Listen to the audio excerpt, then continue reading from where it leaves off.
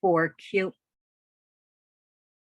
We're not going to have time for Q&A, but Lee did have a co-author, Henry Law.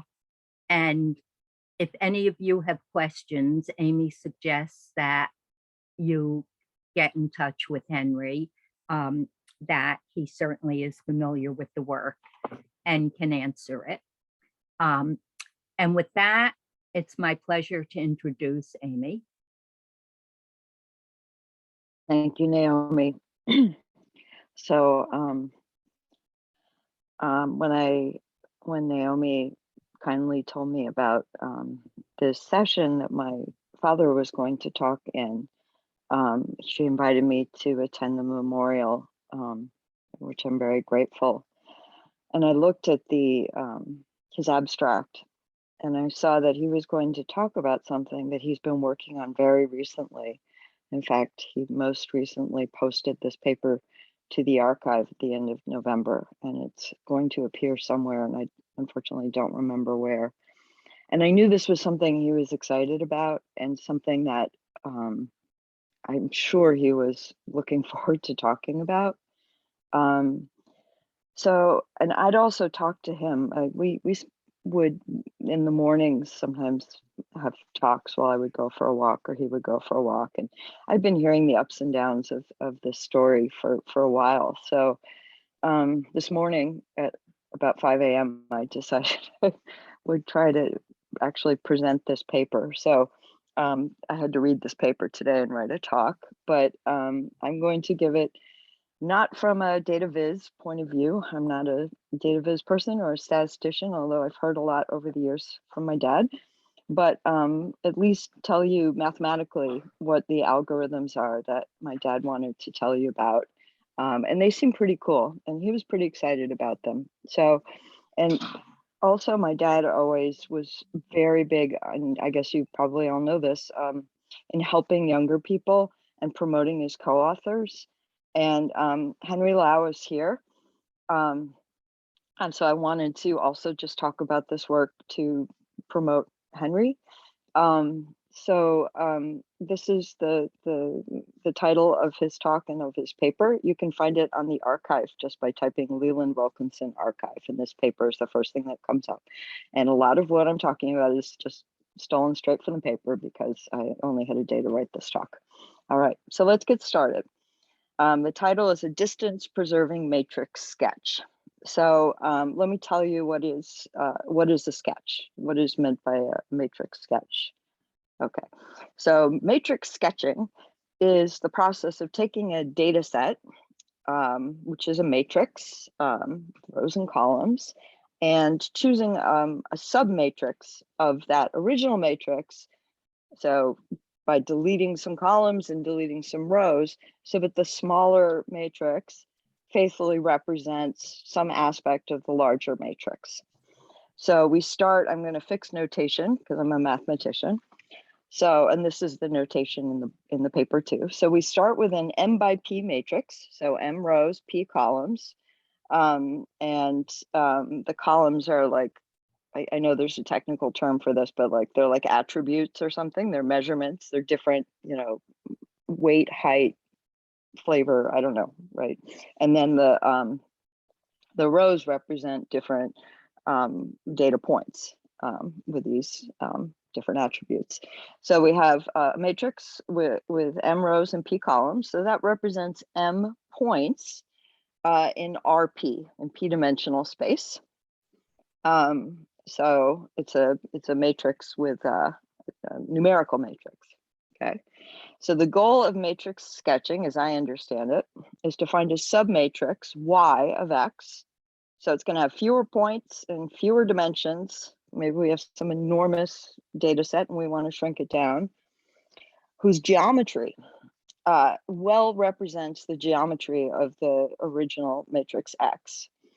So what do we mean by geometry? Well, we could mean a lot of things, but the kind of, I think what sketching wants to do is to kind of look at all the possible distances in this P-dimensional space between different data points and select a subset with the same kind of distancing, same spacings, so that you don't select a subset where you see clusters that weren't there in the larger data set, for example. Okay. So here's a picture from the paper. So this is a matrix of university ratings. So the rows are universities, and the columns are different attributes, the ranking, the quality of the education, different numerical things. Okay. And so the full data set would be the matrix X. And then if you imagine taking all the orange parts where we've deleted some rows and columns and smushing them all together, that would give you the matrix Y. Okay. And so this paper that my dad wanted to present to you has some algorithms for sketching that he was pretty excited about how they worked, how well they worked. And they're very simple. So there are two algorithms that are in this paper. The first is a row sketching algorithm. So the algorithm is called Row Sketcher. And so row sketcher deletes rows. So another way of saying is it's like a selection of data points. So it's sort of like clustering. Not that I actually know what that is. Well, I do, okay. But it's like clustering, but you're not kind of taking means. You actually want to select points. So you want to preserve the points because you're taking the submatrix. But it's like clustering in that sense. You want to reduce the number of sort of data points that you're looking at. And then column sketching, which is the call sketcher algorithm, is a way of reducing the dimension. Okay, so that's killing columns, right? So that's like multidimensional scaling, factor analysis, and so on. But again, the goal of this is to preserve actual individual data points. Why do you want to do that? Well, you might want to do the thingy where you've got a graphic, right? And then you want to click on a data point, and then in your data set, it lights up like who that person is or whatever, what that data point is. And so you can do things like brushing, and I don't know what all that means, but that's a good reason. Okay, I guess there's others as well. So let me tell you about row sketching. Okay, so it's sort of dual to, this is I got from the paper, to John Hartigan's, my dad's idol, leader clustering algorithm. It's kind of dual to it. So Hartigan's algorithm says, I want to find clusters into M different clusters, and by putting balls around points in the data set, and I want to find like the radius that I need to do that. Well, this is like the other way around. I fix a radius, and then I want to find the minimal, or ultimately I would love to find the minimal number of points that I need to cover the entire data set by balls centered at those points. So how the row sketching algorithm goes, it's just a greedy algorithm. It's not nothing fancy. I don't know how optimal what it gives you is, but you start with this M by P matrix X, your data set, again, M points in P dimensions, and then you fix a radius R. And there's some optimal radius that you can pick to make this algorithm, not optimal, but there's a kind of a priori R that you pick based on the dimension, based on P. But this radius R, if your data are like really thin or lower dimensional, that actually would affect what R you would pick. So if you knew that ahead of time, you might pick a slightly different R than is recommended in this paper. So it has to do with the dimension of the kind of intrinsic dimension of your data. Oops, I did that. Oops. Okay, not doing so good. Okay, so what you do is you take your first data point, you think of it as a point in RP, and you center, you put a ball around it of radius R. This is pictorially what's going on. And then you start going through your data set. And if your next data point is in that ball of radius R, you just keep going. And you keep going until you find a point, I think he calls it an exemplar, that's outside of that ball. So then you put a ball around that second point. And now you keep going through the list, and each point is either going to be in one of the two balls or not. So you keep going until you find another exemplar that's outside those two balls, the union of the two balls, and you put a ball around it. Okay, so in the end, you go through the whole data set and you're going to have a collection of balls. And the way you've done the algorithm, if you take the union of those balls in space, they will cover all the points. They'll all be inside. And then what are the columns that you keep? Or sorry, the rows. You keep the centers of the balls. Okay, you keep the exemplars. Okay, so that's how the algorithm goes. So here's a picture from the paper, helpfully showing how the row sketching algorithm would work if p equals 2, if you were in R2. You have a bunch of points. I don't know which one was the first point in the data set. Maybe it was this one. So you took that point, and then maybe that was, I don't know, maybe the second point was over here, and you made that an exemplar. And then you had the next point, maybe it was here, and it was in the first ball, maybe. And so you don't pick that as an exemplar, but maybe the next one was here. And so then you put a ball and so on. So this is how you get this covering. And then you just take the centers. So very simple algorithm, very easy to implement. Any questions? I know we're not supposed to do questions. So you keep the center of the balls, and these are the rows that are selected. So that's the algorithm. That's pretty simple. Okay. And there's a section of the paper about how accurate Row Sketcher is. So there's some measures. I can't really tell you. I think there's lots of pictures that and some numbers that suggest that it can be very accurate. I thought this picture, the box plots was a good kind of, you could just sort of see, there's a data set on the left that has 32,000 data points, and they row sketched it, and they got the same data set with 430. And look at how good the box plots look. Even the error bars, everything is just a really nice, that's a really nice reduction. It makes sense, it would be a nice reduction. Okay, and there's, I mean, okay, so that's Row Sketcher. And one thing you can do with row sketching is that, you know, each point, which is the center of a ball, has a certain number of points in that ball, right? And so you can add a weight to each column or each row that you've, the exemplar rows, you can give it a weight based on the number of balls it covers. And so this is a picture of what happens when you take 1,000,000 points, just a Gaussian, a two-dimensional Gaussian. Okay, and of course, if you just plot 1,000,000 points in two-dimensional Gaussian, it just looks like just this blob. You can't really see what's going on. And on the right is what happens when you randomly select 1,000 points. You randomly sample 1,000 points from this Gaussian data set. You just randomly pick rows. Okay, and notice it doesn't really look like a Gaussian, and you've also screwed up the topology of the picture by putting all these little holes in it, right? All these little holes. In the middle is the Row Sketcher algorithm, and the colors are just the weights. And notice this looks like the kind of level set of a bell curve. And so, okay, so it does better than random sampling in this type of task. Okay, what about column sketching? Okay, so again, we start with this matrix. And now we want to eliminate columns. So this is kind of cool. So here's how you, here's what the algorithm is.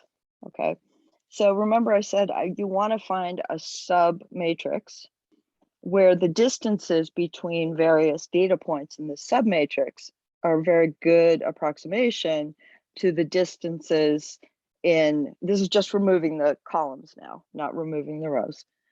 A very good approximation to the distances between points in this higher dimensional space. So how do you do this? You take an M by M matrix, so you have M data points, and you make an M by M matrix where the ijth entry is just the distance between point I and point J, like row I and row J, squared. Okay.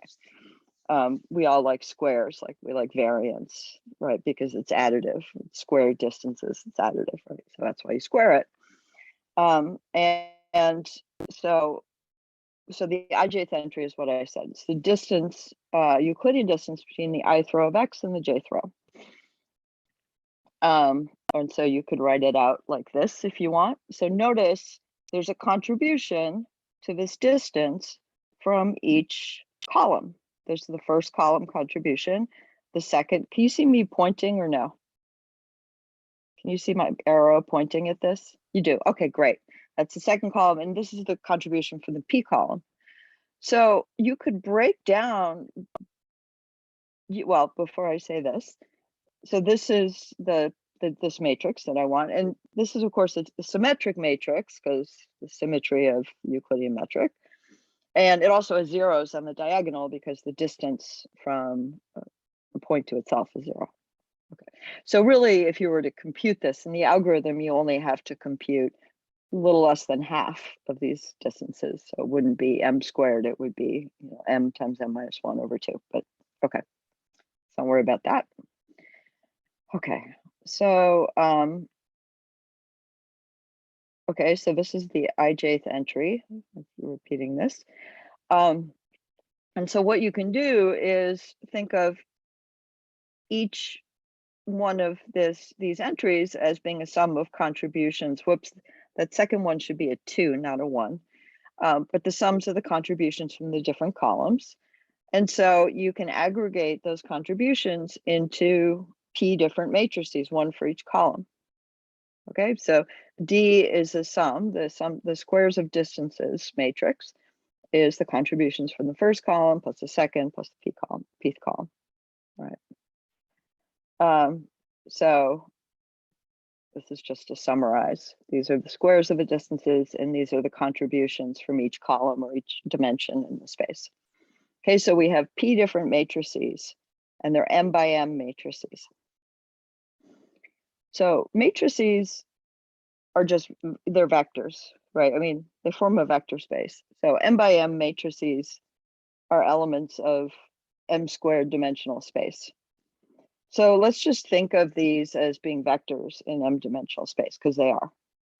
So what the goal of this algorithm is to pick some subset of these D1s through DPs, so that the sums of the D1s through the subsets are going to be very close to D in some sense. And in what sense do you want them to be close? In the sense of angle. Okay, so here's a picture of what the algorithm does in our m squared. Okay, I'm just going to draw it in 2 dimensions. Okay, so here's the origin. Here maybe is the first matrix, the second.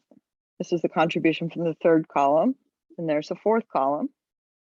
Okay, and so if we want D itself, we add these vectors. So I'm just doing a little vector addition. Okay, so there's D. Okay, so here's the algorithm, right? So this is just to remind D1, this one's D2, D3, D4, and of course they add up to D. So what's the algorithm? It's just this.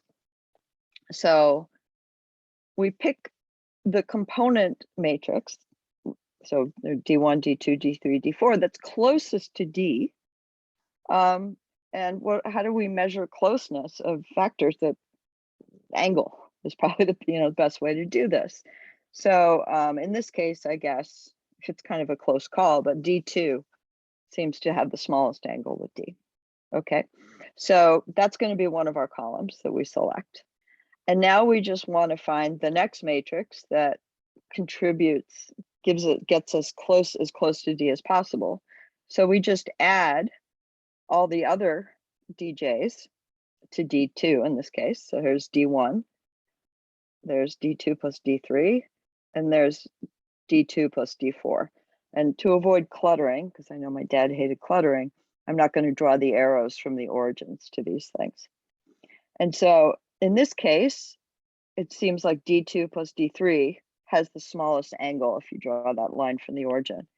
And so you select D2 plus D3. And if you wanted something even better, you would again add the remaining.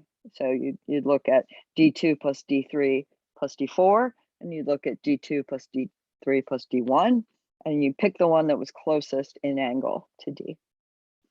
And the point is you set yourself a tolerance and you stop once you reach the tolerance. And so in the end, you keep the columns that contribute to the good approximation and you throw away the others. And that's the column sketch algorithm. And also easy to implement. So what I was kind of struck by this graphic. So I don't know, maybe this is well-known Swiss roll data sets. So it's a data set in some large dimensional space, in this case, 100 dimensions. That's really, I guess, kind of looks like a spiral times, like a cylinder that's like a spiral in one direction. So the question is, can you kind of keep the features of that cylinder, of that spiral shaped thing, by just deleting some columns? And actually, no, I think there's, yeah, okay. So the last one, you guys are going to know what this is and I don't, but it shows a projection based on all 100 variates. And the manifold has been correctly split in two, whereas on the right, it appears that using the call sketcher is preserving some aspect of the topology of this Swiss roll.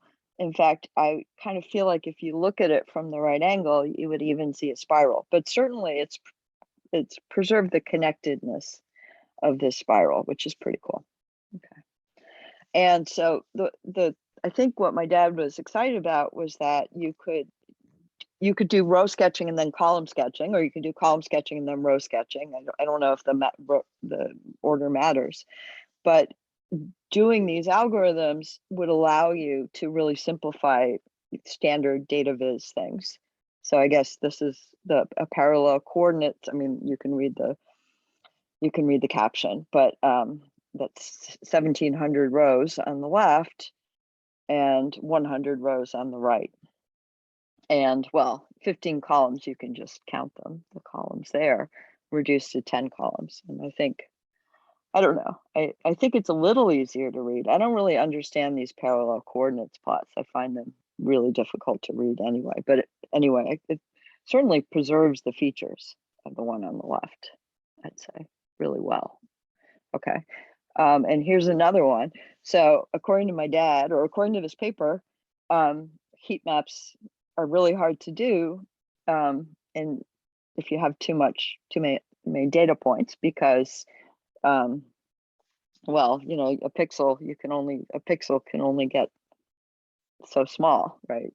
And so this is a heat map that they did by doing a matrix sketch gene expression data. So you can read about this too.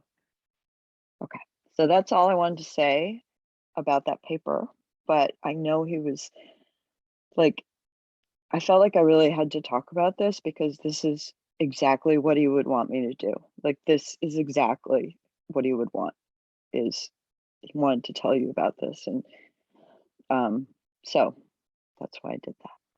So I wanted to give a little anecdote. I don't know if this is in the grammar of graphics. I don't know if you guys already know this, but I was thinking back to my childhood.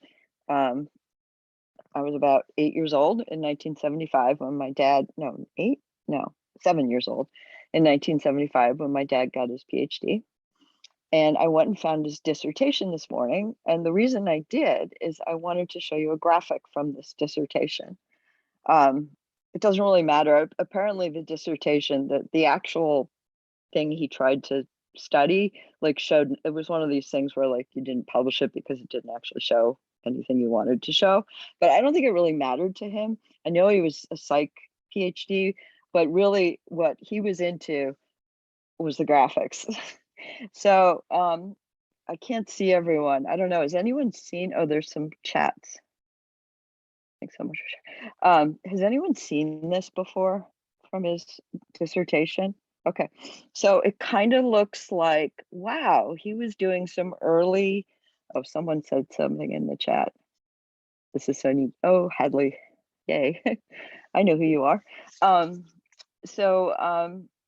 It looks like it's like an early computer graphics thing, right? That he did, but it's not. So here's what he did. He built those bivariate densities out of like cardboard or styrofoam or something. I still remember them. He built them and he laid them down on the floor and he photographed them. And then he traced the photographs and then he used little stencils to put in those words and those numbers. And you know, my dad came from a family, his parents were both very artsy, very craftsy. His dad was an artist and a magazine editor, art director of a magazine, and his mom wrote like a craft column. I mean, it wasn't craft, it was like how to build your own shed. Okay, how to build your own. They built things a lot. Everyone in that family built things, and this is my dad building something. And I'm sure this was absolutely his favorite part of the whole dissertation. And I love this. This is the dedication, which I had never seen before, but his loves, Ruth, Amy, Caroline, and the computer. So, you know, he was like so psyched to start doing data viz way back when. And he did.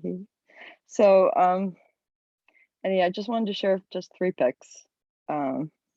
This is that was when I was a baby, and that was my dad. And my uncle pointed out that my dad there was wearing what's called a Clarney shirt and a motorcycle jacket. And this was like his like kind of stylish phase, inadvertent stylish phase. He rode a lot of motorcycles. Anyway, but and then this was in 2016. I was giving a talk at the American Math Society joint mathematics meeting that was being held in Seattle. And he came up and saw my talk and took me out to dinner. And we were really close, very, very close. So I like this picture. And then this final picture is from this Thanksgiving. And this is his wife, Marilyn. They were very much in love. They were very, very happy together. My dad, one of the happiest times of his life. And my daughter took the picture. She's not here, but there's my husband, Benson, and me and my son, Felix. So that's where I'm going to end. But thank you very much for listening.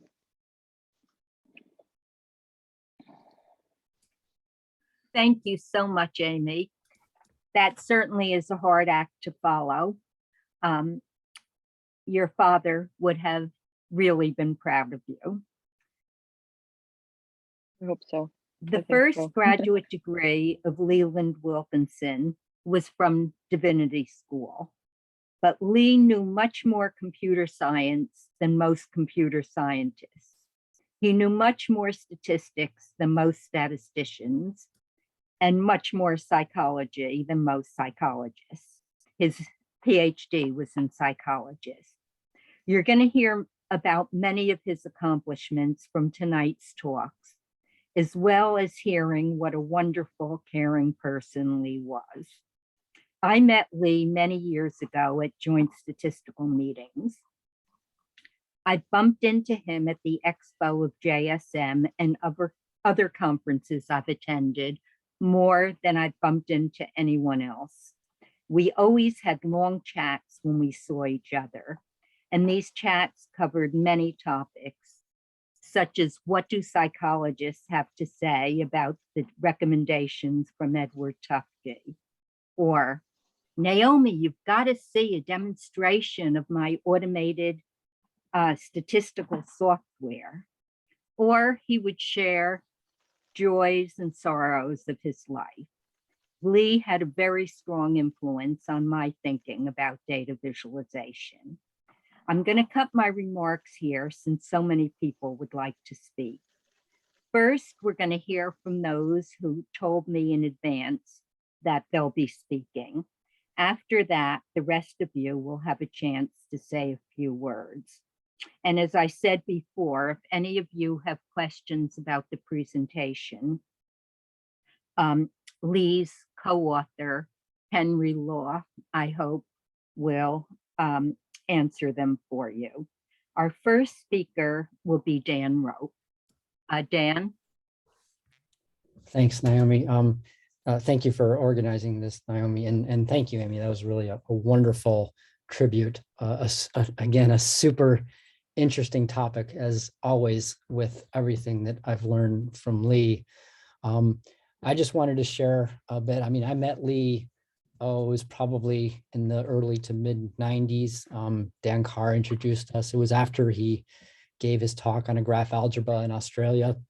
And, you know, we collaborated together early on. And, you know, he was wanting to, build and test this theory for the grammar of graphics. And I was wanting to build this commercial graphic software. So it was a very wonderful pairing for us. And again, as Amie was saying, I feel like I'm one of those people that he really, took under his wing and helped promote a lot. I owe much of my career to Lee, quite obviously, but yeah, I mean, we collaborated, for a long time on that, and many other people, did as well.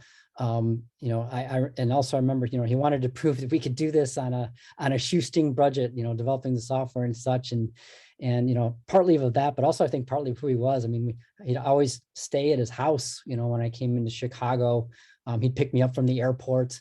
I got to ride in his BMW, and one time there was this light snowfall, and somewhere in downtown Chicago, he pulled into a parking lot and was doing donuts in the parking lot and so forth. And it's just had really just a joyous time with Lee.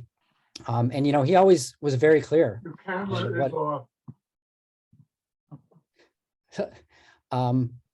He was always very clear that he wanted the grammar of graphics to become something that became in use and used by people. He said 20 years, but he really underestimated it. I mean, here we are more than 20 years later, and it continues to grow.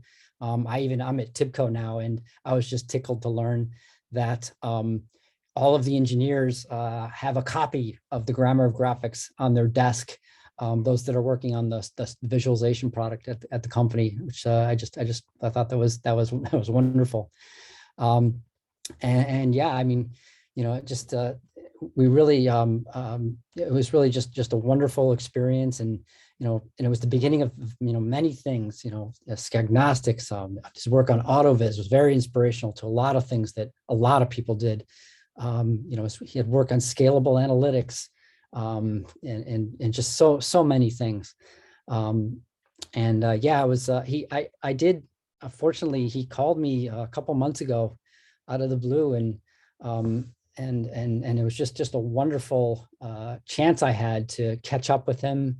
We reminisced and talked about those times back then, and laughed, and I'm just really happy that I had that chance to have that conversation with him. So yeah, thank you.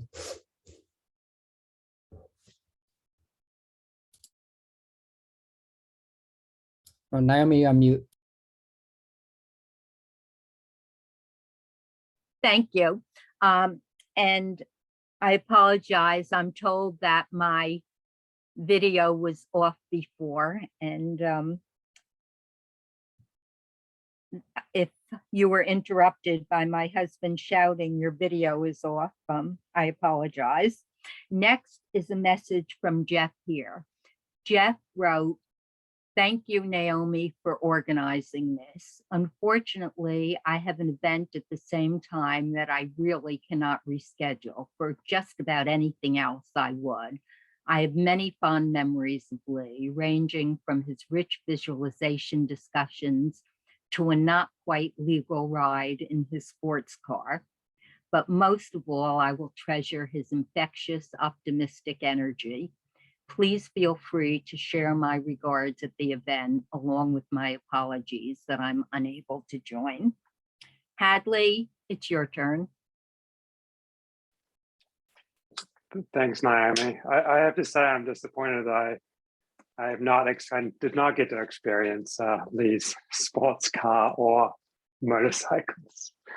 But I mean, it's really hard to underemphasize the impact that Lee had on my career I met him when I was a grad student at Iowa State and was really interested in visualization, and had just read his book and loved it so much that I immediately wanted to start using it, and was frustrated that there was no, no software that a grad student could afford at the time.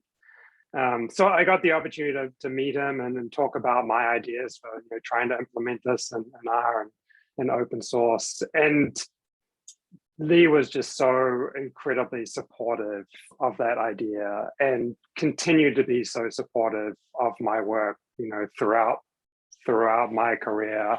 I was just listening to a podcast where he spoke so favorably about me. I think we had such a great relationship because I just had such the highest regard for him and his work, and he seemed to have the same for me. I think we kind of both like the other person's work more than our own. What you might not know is Lee also had a pretty profound impact on some of my work on data transformation and reshaping. There's a chapter in the Grammar of Graphics called Algebra, which is about data transformation. And I read that chapter, and I have to say I did not understand it, and I still do not understand it. And I asked Lee a question about that chapter, 1JSM. I don't even remember what the question was now, but I do remember I did not understand his answer at all. But like a year later, it suddenly became clear to me what he was saying, and that really fundamentally influenced the design of the Reshape 2 package. So Lee was just a wonderful. So I've had so many interactions with titans of the field like Lee, and none of them have been as kind or as generous as him. Thank you.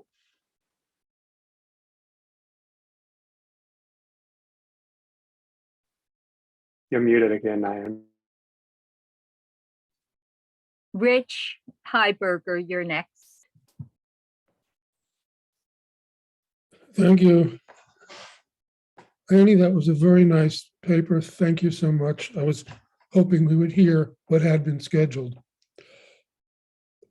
My memories of Lee is that he was elegant and had a fantastic view from on high, as in he saw the big picture probably more than the little one. One big picture that he saw was traffic. I'm thinking maybe 15 or 20 years ago at a meeting, he had a real-time map of Chicago traffic, long before it became an everyday item that we carry in our pocket. But he was able to think at that level. He had a level of elegance. Every chapter in Grammar of Graphics starts with a discussion of the Greek roots of the topic of the chapter and traces that into the present. The beginning of the book is the epigraph. Pull it.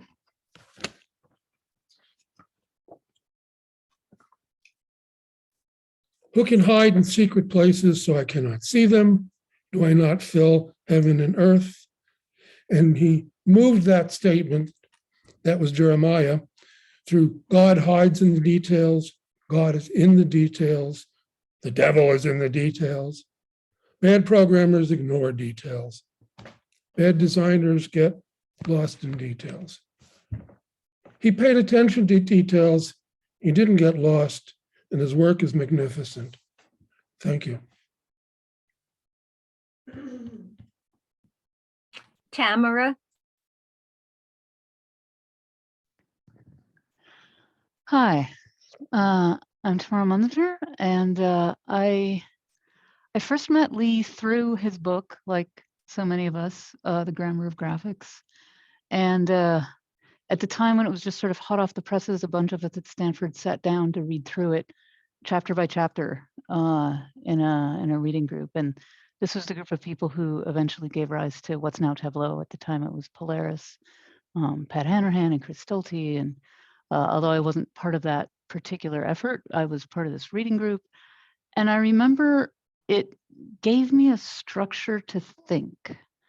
And it did that in a way that stuck with me. And then, you know, probably almost 20 years later, I reread that book when I was working on my own book.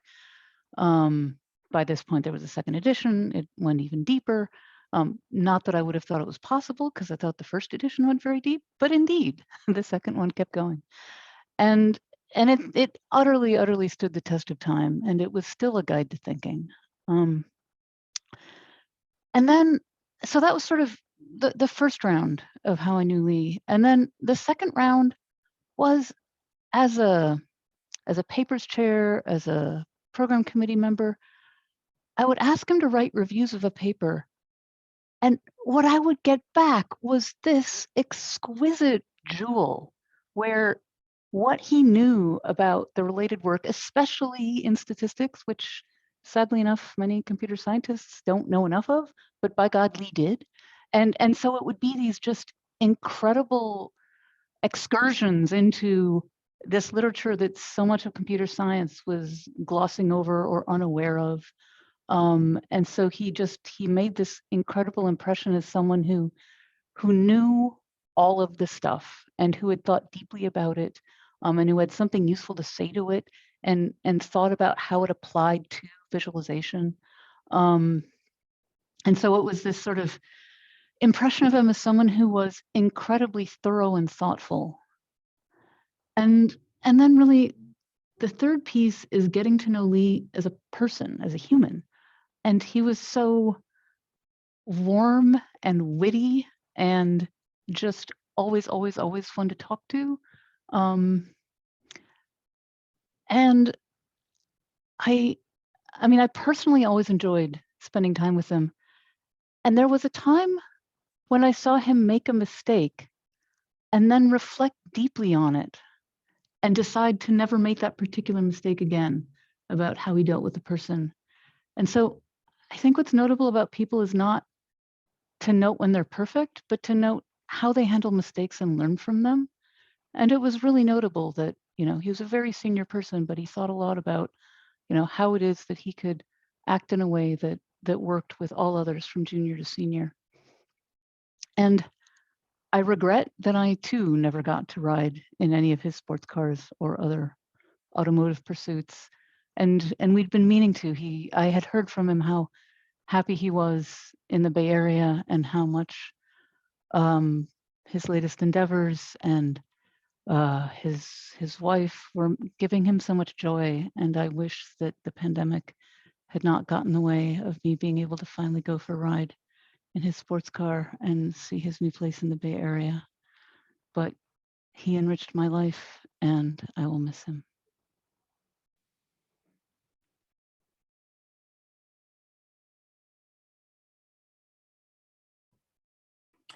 Heidi?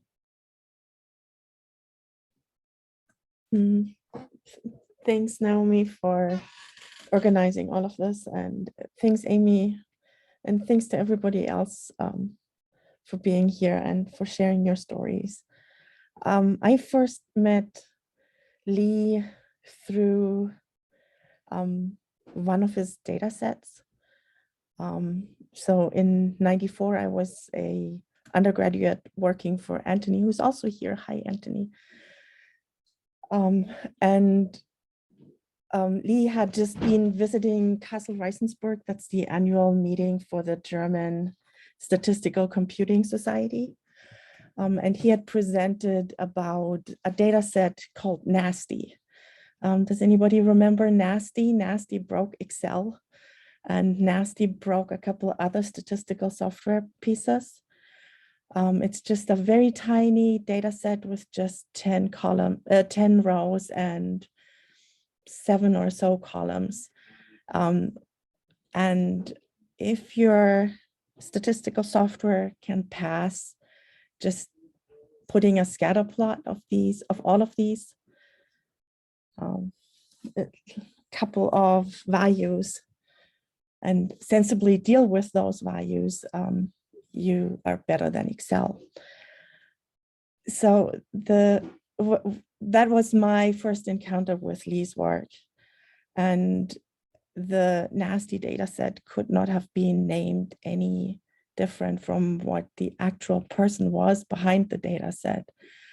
I'm going to miss his cheerfulness and his optimism and the way that he was always able to see the best possible in people, in their work, in the presentations, in the papers. As a reviewer, I've never seen anybody spend so much time trying to find the best in an absolutely horrible paper as he did. I think one of the last reviews that he worked on, we rejected the paper, but there were lovely passages in there. And we found out that they were actually citing directly, taken verbatim from his papers. So there was lovely work, but unfortunately not the author's work. And I think it pained him a lot that he couldn't find anything positive to say about that particular paper. So I'm still regretting sending that invite to him, but I'm going to miss him. Thank you.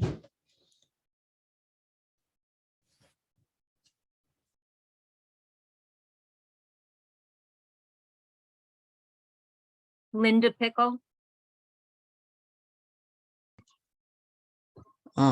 Yes, thank you, Amie, for presenting the paper. I'm glad to hear at least the bare bones of the algorithm. I've known Lee for almost 40 years. I first sought him out at one of the JSM meetings in the 80s when he was first commercializing Systat, because I thought, well, maybe we could use it at NIH. And we got to chatting, and for many years after that, our paths wouldn't cross until the next JSM. But we'd pick up in our hallway conversation or at the Stat Graphics and Computing Mixer, just like we'd talked the day before. And we quickly discovered that we both had daughters. And so each year I would get updates on what the girls were doing. And he was so proud of you. Amie, you were probably in early high school when we first started these conversations. And so I heard all about choices for college and what to major in and which path would your career take. And he was just so proud. And then after a while, we started our grandchildren discussions. And when he sent me the latest edition of the Grammar of Graphics, he inscribed it to Linda, in appreciation of collegiality and grandchildren. And so I think that's, he had a foot in each camp. You know, his work was very important, but his family was very important too. He was also very proud and supportive of his wife when she changed careers and became a minister. And I know one conversation, one JSM, we spent more time talking about the programs that his wife had going on at her church than about his own work in statistics. He was just so proud of his family. And that attitude of encouragement and support was also evident in his work. And I think Hadley's mentioned it and several other people, how supportive he was of the students. I served on several advisory panels with Lee and Dan Carr. And it always felt like we were like the three musketeers of graphics in these meetings, sort of all for one and one for all. Lee didn't have a big ego that got in the way of collaboration. So he was just a joy to work with. Both he and Dan were joys to work with. Lee would listen to all the ideas. He'd consider each thought that was thrown out. And then he'd give a very thoughtful response. And I would just sit there in amazement that he could have pulled all of that input together so quickly and distilled it into such a pithy and meaningful response. It was amazing to watch. And he was just genuinely curious about a person's data or their graphics problems. And you could almost see the light bulb go off over his head. His whole face would light up and he'd get this big smile and he'd say, you know, give his point of view about how he thought you could graph that data, and just so enthusiastic about it. It's like the whole world must be as enthusiastic as I am, and here's my idea. And he was certainly disappointed when some clients just said, "Oh, I'll put it in a table, never mind." But then he'd go on to the next client, and he'd be enthusiastic again. So he was disappointed, but he didn't let it get him down. And the Grammar of Graphics, I think, was just a landmark publication. It changed the way we looked at graphics design, I think, because it gave us a structured, a logical way of thinking about constructing graphics. And it's been mentioned his doctoral work was in psychology, and I think that showed in his graphics designs. Rarely did his Grammar of Graphics method produce either an ugly or a confusing graphic. I think in the back of his mind, his psychological training was paying off there. He knew instinctively what would work and what wouldn't. So I'd have to say Lee was really a family man and a valued colleague. He was a deep thinker and someone who gave back to the statistical community by supporting and encouraging the next generation graphical designers and other statisticians. He'll be greatly missed on many levels. Thank you. That covers the people who told me in advance that they'd like to speak. If anybody else would like to say something, please put in the chat, in the chat, let us know, and we'll call on people.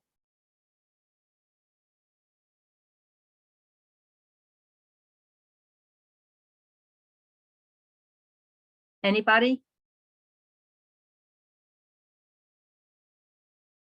Certainly.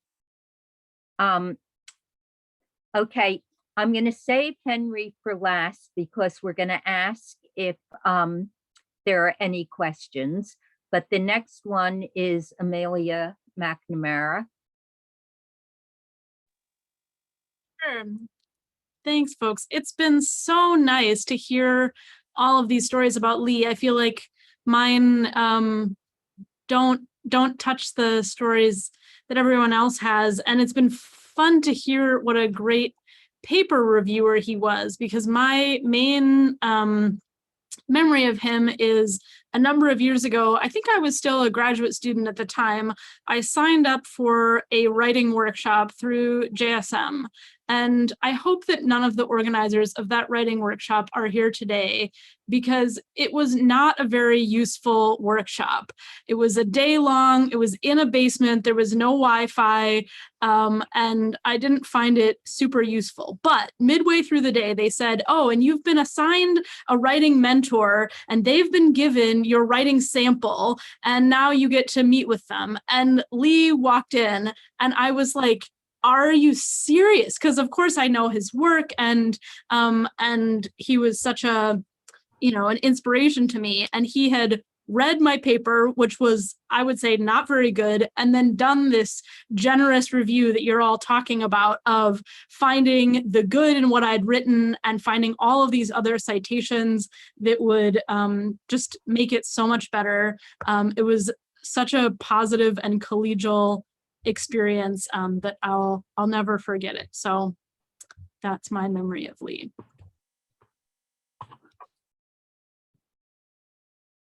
The next is Harvey Weinstein.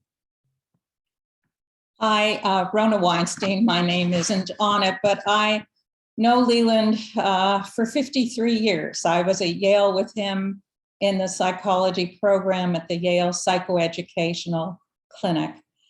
And I think what was so amazing about Leland is that he took his training in divinity, his training in psychology, and he used it so creatively in his work on statistics. So he was out in the field working in juvenile justice, diversion programs, learning clinical psychology, seeing patients, doing testing, involved in social psychology. And so that his work in statistics was aimed at really illuminating the empirical evidence we have for specific problems. So he had a passion and layers of knowledge that other people have commented on that so enriched his work. I want to share just a funny story about his humor. And I note Amie, in his dissertation, he noted his love of computers. We were there at the beginning of computers, a large mainframe computer in the basement of a building at Yale.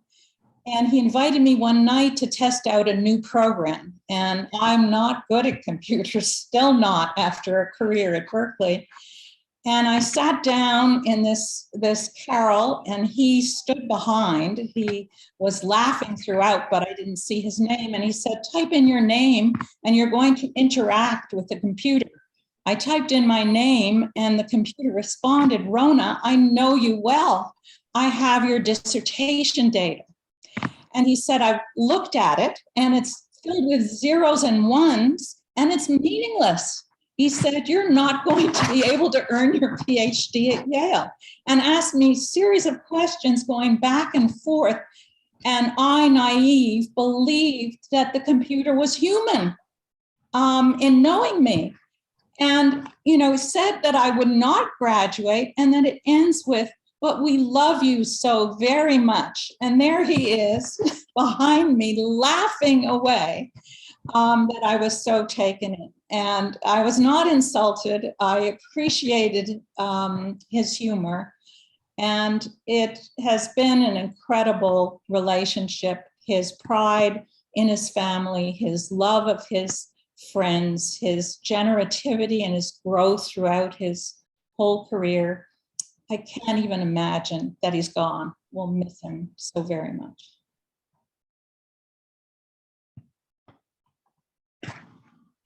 Thank you so much. Dan?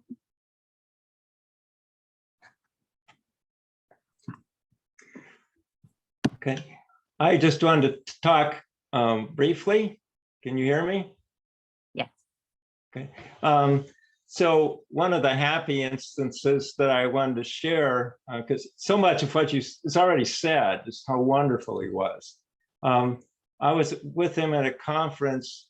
Well, we both at the same conference discovered each other in Hawaii, my only time ever there. And we went out walking to go downtown, more town area, and he saw some motor scooters. Now, these were not motorcycles. They were a little bit smaller, but of course I knew nothing about his background, but he wanted to go for a ride. And so he persuaded me to rent one too. And we went around and we got to look down over the ocean. We went up high and down and looked over the oceans on these scooters. We're out on the highway, and I was really worried about not having a helmet, but we did it anyway. And it was really a good experience. And then there were other good experiences in conferences where there might be a paper and people didn't like it very well. I heard some bad comments, but Lee and I would be excited about it. We would see what was good in the paper and something to build on. So he was always a joy because he was so supportive. And I was on a committee with him this last year on addressing graphics for National Center for Education Statistics. And he's always so supportive and constructive. It was just wonderful. Okay, that's it. Thanks, Dan. Next is Richard Brath. Hi, just very briefly. Sorry, I don't know. I can't get my camera going. Technical glitches here. I only met Lee on one occasion in a business context, and it was shortly after Grammar of Graphics had come out. And it was a very wonderful, nice meeting with Lee, and very kind person. But I think the bigger impact on me is not actually meeting Lee, but his work, Grammar of Graphics. And that has had an enormous amount of influence on me personally in my career, both professionally in the work that I do on a day-to-day basis, and also academically in the research work that I do. It's inspired a lot of my follow-on research for the last 15, 20 years. So it's absolutely foundational and super important to where I've been able to go. So I'm highly indebted to Lee for that. Thank you, Jerry. Jerry Delisle.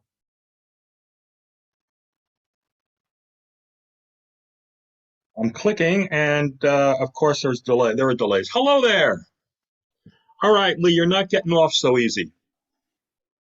Lee and I used to have these discussions, and will somebody please tell me, one of the things we used to argue about was plotting subsets of data in SysStat. And he would insist that the axes had to be defined by the entire data set. And I would say, Lee, I want to look at the subset. I can't see the subset. And he would say, it's just too bad. So did he ever change his mind? I don't think he ever did. And we would have this debate. Lee was a lot of fun. We met in graduate school. We were both interested in statistical programming. We would have these discussions about whether it was Bayesian methods or just simple stuff like confidence intervals, and it was always so much fun. He would generally be the one who initiated the calls. It'd be a call out of the blue.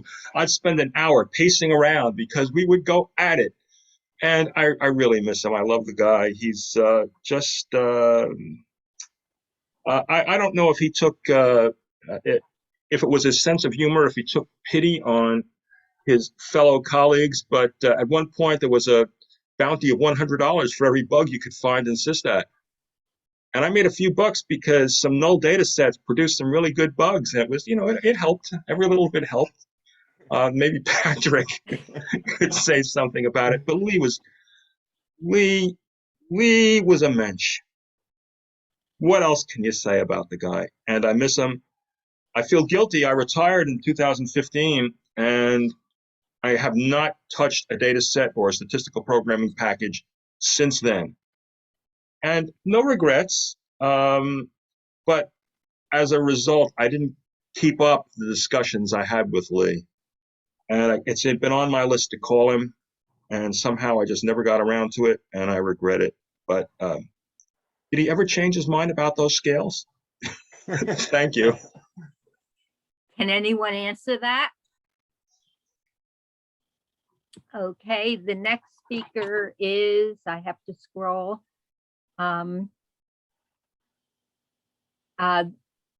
Vidya.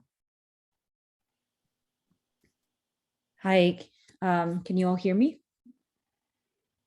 Yes. Okay. I was first introduced to Lee's work when I joined Tableau back in 2012. And I was delighted that he was part of our Tableau Palo Alto office starting in 2014.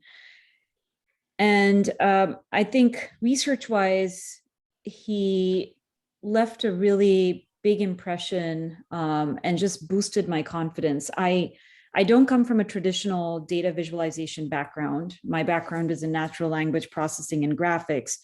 So we would have these really long, interesting conversations trying to reconcile and compare and contrast the grammar of graphics versus Chomsky grammar and linguistics.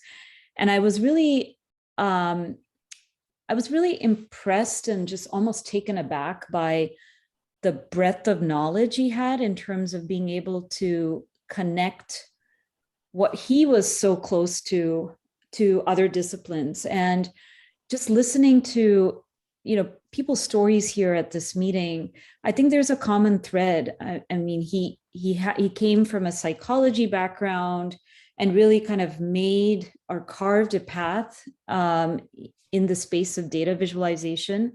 And so he really had a very different perspective about thinking of things. And some of those early conversations that I had with him really helped me feel inspired and just have the confidence to pursue this interdisciplinary aspect of looking at language with data and data semantics.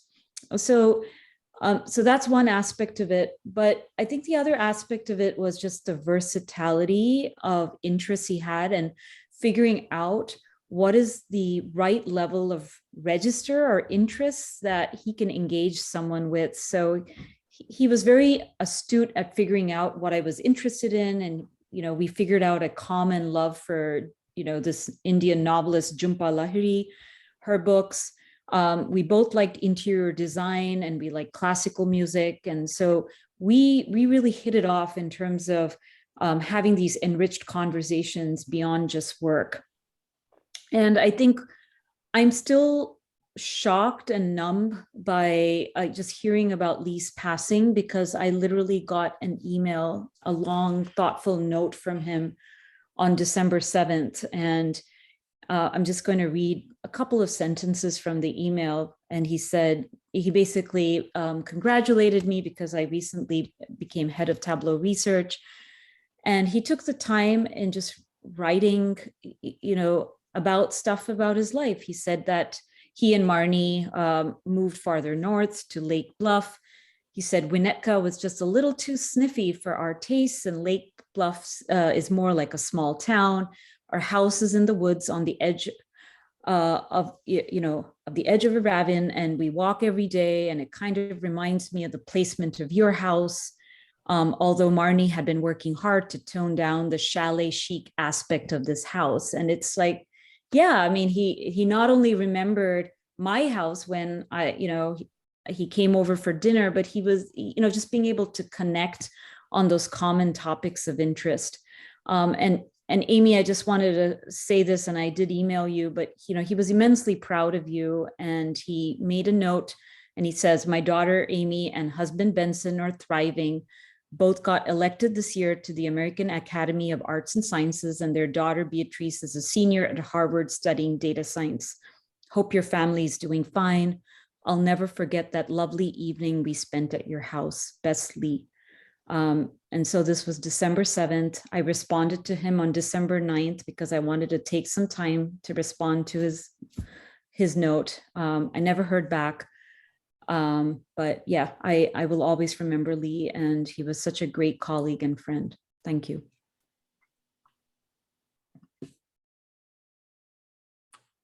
Thank you. Next is Praisant. Yeah, thank you. Thank you so much. I met Lee about 4 years ago when I joined H2O. And all I can say is he took me under his wings. As a student, decided to be a mentor, a friend. And I then decided to move to Australia. And again, this goes back to the humanity of Lee that people talked about. And until he passed, only he and I knew what he had done. He actually reached out to pretty much the statistics community in Australia and let them know I was coming, and made sure there was a welcome mat ready for me. And that's gesture of his mental art, because here I was going as a brand new foreigner to a new country at the age of 43, not knowing anybody, not knowing anything. And that simple gesture from Lee made my life and my family's life a lot easier for the rest of the time we spent there. As a result of that introduction, I ended up with several friends who became dear friends as a result. The one thing I just want to point out is just listening to the touching tributes that everybody preceding has done, including that beautiful story. Lee and I collaborated on, I guess, the book that was going to come out in 2 weeks' time, Demystifying AI for the Enterprise, where fittingly enough, Lee wrote the chapter on visualization. And one of the things we have decided as co-authors and publishers is to memorialize Lee's achievements and contributions to our field by adding an insert in future reprints and editions on Lee's greatness. And given some of the touching tributes that were placed here, I don't know who it is that I can contact, but maybe we can just take a sampling of some of the tributes here to memorialize Lee in the in print. Thank you. Thank you. Next is Patrick. Can you hear me now? Yes. Okay, good. I worked for Lee for 6 years at Systat, and I think I'm the only full-time Systat employee on here. And Lee developed a lot of his ideas at Systat. And I thought I'd just tell you a little bit about the company. Oh, by the way, in the first place, I've heard how you all wanted to ride in his sports car. I didn't, because when I came there, he started telling me once about how he got a speeding ticket going down Lakeshore Drive. And I thought, no, I don't know if I want to drive with this guy. At any rate, Systat was a pretty laid back place. And my first summer there, it was the summer of 1988, there were a couple of women in the office who thought we should develop a dress code for the company. And so they spent a morning getting together and talking about how men and women should wear fairly formal stuff when they're talking with people. Now, I was back in the tech support department. I was the manager, and I didn't know about anything. But from what they told me, as they were firming up their ideas on having a dress code, in walked Lee, late as usual, wearing jeans and a t-shirt. And they just said, okay, this one's going to work, and they threw it away. The next thing I remember, we used to have a Christmas party, and at the Christmas party, it's a tradition to give them a gag gift. So somebody went out one time, and I think for about $5 to $10, they bought a pair of slippers for him, which had the face of Sylvester Pussycat on them. Did you know Lee could dance in Sylvester Pussycat slippers? They started playing, and he was dancing up and down. And I thought, my, he has so many talents. Finally, at one point, again, this was during a summer, in Illinois, they had a Powerball, or an early precursor of Powerball or something, and the jackpot got up to $300 or $400 million. And somebody in the mailing room got this idea, let's buy a lot of tickets and see if we hit the pot. So she started going around. She came into my office. I was busy. She demanded $1 for tickets. And, yeah, here, go away, I'm busy. Then she went into Lee's office and she said, we're going to buy tickets on the Powerball lottery. Well, Lee's statistician and probability background clicked in anyway. And he said, but this is silly. You're probably going to lose the money. You just don't have enough tickets to make a reasonable chance of getting that. And I don't think you should do that. She looks him straight in the eye and said, listen, pal, if we hit this jackpot, you don't have a company on Monday. And he stared at her and he gave her $1. At any rate, that was the sort of company Systat was, and it was mainly because of Lee. And I just thought I'd add that. So, next. Thank you. Benson is next. Hi, I'm Benson Farb. I'm Lee's son-in-law. I was going to say son. So it says something about Lee that I loved him. I really, really loved him. We got along great, which is not always true for son-in-laws, especially son-in-laws who gave their father-in-law such a hard time as I did, but he was just absolutely relentlessly nice to me. Lee, it's funny, I just viewed him as this goofball. I'm a mathematician and he would try to interact with me on math. And he sort of seemed like this goofball, but then I'd actually see programs that he wrote and what they did. And I didn't realize his status at all in his field until he gave a talk at University of Chicago where I teach. And I thought, well, I'll go take a look at his talk. And the person in stats department introduced Lee and talked about his career and what he had done and how they all idolize him. And I was thinking, is this the same guy who's this kind of you know, just sort of lovable goofball guy who I know is just really nice, and you wouldn't know. He doesn't act like that at all. Like he has this great status. The only other thing I'll say, just that wasn't mentioned today, was he would sit down and I would be there. I guess I've known him now 30 years, and just play piano. He would start playing Bach for about an hour, but there'd be no music. It was all in his head. And he did that with so many other composers. It was pretty impressive. So he had that whole, when people are talking about the elegance in his work, one can sort of see his appreciation for elegance. I think Bach was his favorite composer.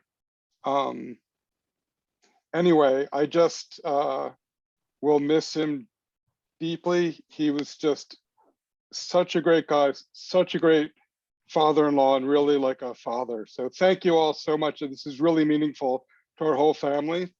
This has been fantastic. So thank you to everybody, and for Naomi for running this. Felix. Hi, sorry, my camera I think is not working right now, but I'll just say I'm Lee's grandson. He's Grandpa Lee to me. And I was just going to say very quickly that he's very important to me as a person, because he was an amazing grandson or grandfather to me, but he was also in a lot of ways somebody I super looked up to, and he was really valuable to me as somebody who was cool. And normally your grandparents aren't cool, they're grandparents, but to me he really was the coolest person I've ever met in a lot of ways. And I sort of didn't realize this until recently, or a lot later than I should have maybe. I became interested in data science in general. That's sort of what I like, what I plan to do, or what I find the most interesting. And as I got more into data science and started learning more and more, I soon realized that a lot of the stuff I was learning and what I was doing came from him and what he did. Like a lot of the tools that I would use, for instance, in a lot of stuff I learned, say, in R. And I can't, describe how valuable and how special it was to realize this, and to realize sort of, again, how cool my grandfather was, and what sort of an inspiration he was to me, and going down a similar road that, hopefully that he went down. Yeah. And he was also, of course, amazing grandfather, and I loved him dearly. And thank you so much to everyone else for all the tributes, of course. Felix, tell us what stage of life you're in. I am a Are high you- school student right now. I'm a 17-year-old. Are you still in school or Yep. in high school? Yes. Very nice. Okay, we left out Henry. I wanted him to be last, since I wanted to give you all the opportunity to, after he spoke, to ask him questions about the distance preserving matrix sketch. So Henry, it's your turn now. Thanks, Naomi, and for organizing this. This is really nice. Memorize Leland, and also thanks Amie for giving the very nice presentation. If I did it myself, I couldn't be more accurate and faithful. It was very nice, and thank you so much. So I don't know where to start, but as a relatively junior person, I would say Leland is a great teacher, a very insightful collaborators, and also, but the most importantly, a nice friend. He gave me a lot of teachings, both on writing, since English is not my first language, and also a lot of big idea, including the big picture in these various kinds of research.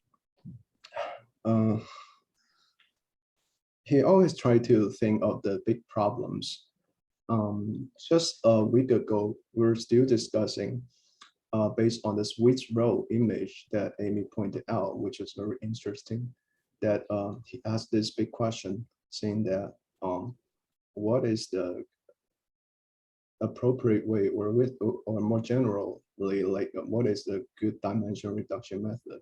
That was a big picture question, and it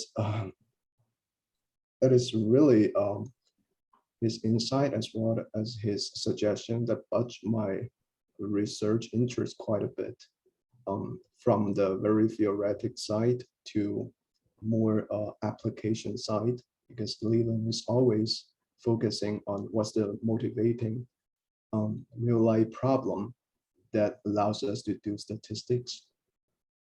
And it is really, I have a lot of feelings at this moment, because I just got the sad news earlier today. It is also a misfortune that Leland cannot finish the project, the current project we are doing about this dimension reduction. But I just want to express my deep condolence as well as my deep gratitude to Leland, who is definitely a wonderful person. And I'm glad today that I learned from everybody. He's such a nice person. I will take questions for the paper if you have any, but thank you. Thank you all. Does anyone have questions? Any discussion or questions on the paper?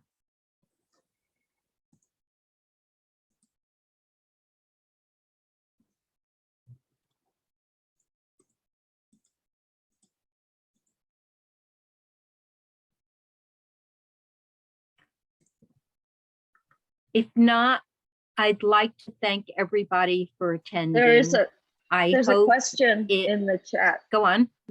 There's a question in the chat, Naomi, from Cameron. Oh, sorry. Let me open the chat. Oh, I'm sorry. I was wondering about what motivating problem you hope to use the sketching for. Oh, thank you. That was a good question, and it was a very insightful one. So for the sketching, as in Amy's presentation, we're basically trying to visualize a very large data set. However, we still want to preserve at least some aspects of its structures. For example, could we keep the outliers when we sketch down? So it is a little bit different from subsampling. Another line of the sketching relates to statistic leverage score, and which could be used for improving the famous CUR decomposition. But more generally, and now this is the current research front, involve both numerical linear algebra as well as the statistic, is the how to describe the randomized algorithms for different applications, including visualization. But more concretely, this specific paper was aiming for visualizing the big data with some structure preserving properties. I hope that answered your question. Thank you. The next question is, where is the paper going to be published?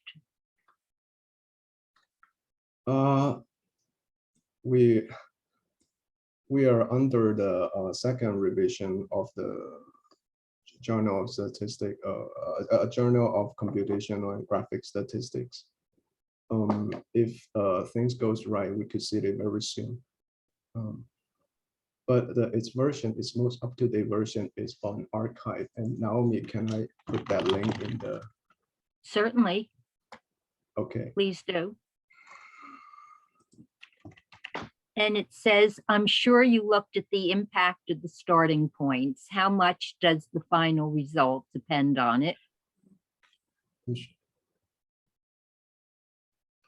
So this is also a great question. So currently, and in the most primitive way, we just randomly select a starting point. But a more clever and informed way is that we can select several starting points and try to aggregate the result. That is another way of thinking this. However, it's more interesting, just for my personal perspective, because I'm sure Leland will be more interested in the application. So it will be more interesting to see how this aggregation be reflected in the theory or have any theory guarantees. I already put the link to the up-to-date version of the paper in the chat, but I hope I answer your question. Yeah, thank you.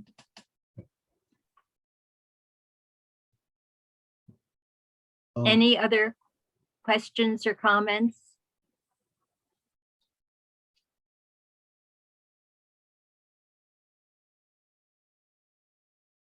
I hope that everybody here found this session to be a little bit of comfort. I know all of us will miss Lee terribly. The news came as a shock to all of us, and I just hope that this provided a small amount of comfort to the family as well as to all the attendees.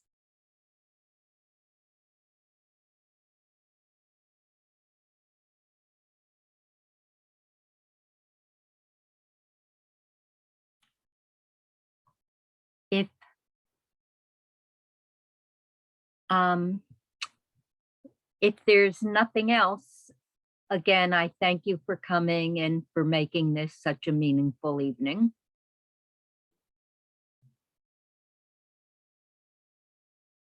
Thank you again. It was really meaningful for me and my family. Thank you. Thank you for being here.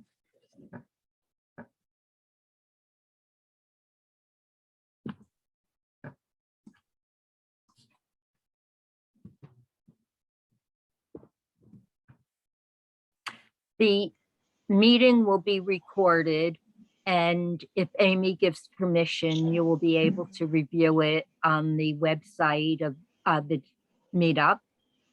Thank you to all. Cameron, we're done. Thank you.